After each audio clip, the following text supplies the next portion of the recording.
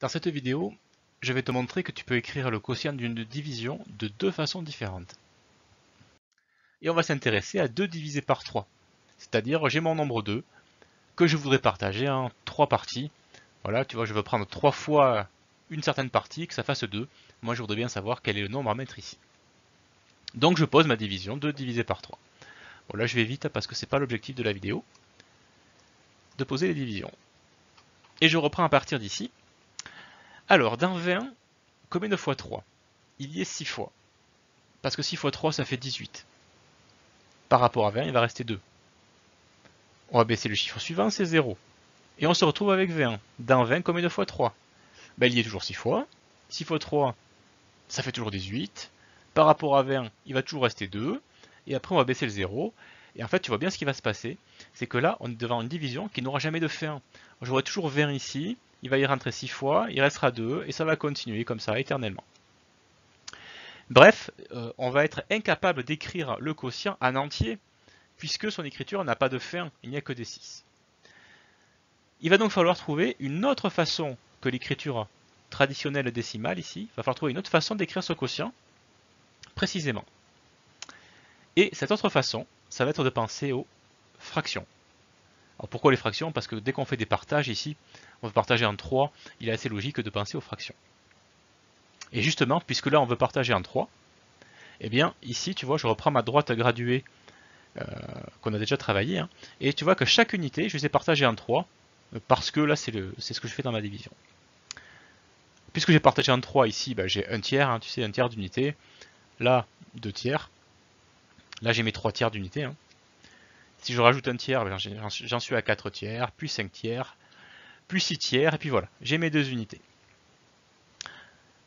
L'intérêt d'avoir fait ça, d'avoir partagé un tiers, c'est que maintenant je peux partager ça en 3, puisque j'ai 6 tiers.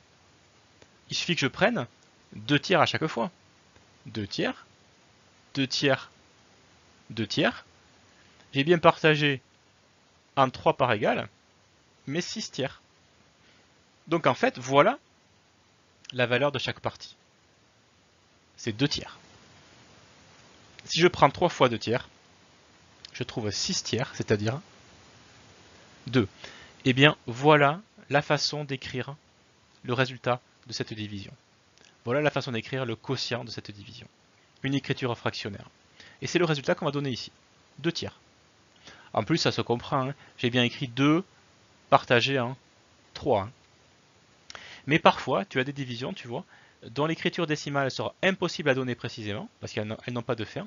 Il faudra donc te rabattre sur une écriture fractionnaire. Et ça, tu peux l'appliquer à n'importe quelle division.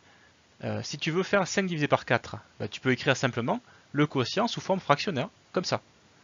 C'est 5 partagé en 4. Voilà, c'est une réponse tout à fait valable. Après, tu peux bien sûr aussi poser ta division. Alors je vais très vite, hein. Voilà, encore une fois, c'est pas l'objectif dans cette vidéo. Cette division, elle tombe juste, tu vois, c'est pas comme tout à l'heure, elle tombe juste, on trouve 1,25. Ça veut dire que là, tu avais le choix. Comme réponse, tu aurais pu donner 5 quarts, mais tu aurais pu aussi donner tout simplement, de façon plus classique, 1,25. En fait, ce qu'il faut comprendre, c'est que 5 quarts et 1,25, c'est le même nombre, mais écrit de deux façons différentes. Ici sous forme décimale et ici sous forme fractionnaire. Tu as donc les deux écritures à ta disposition. Voilà, je t'ai montré que le quotient d'une division peut être donné sous forme fractionnaire dans tous les cas, et parfois aussi sous forme décimale.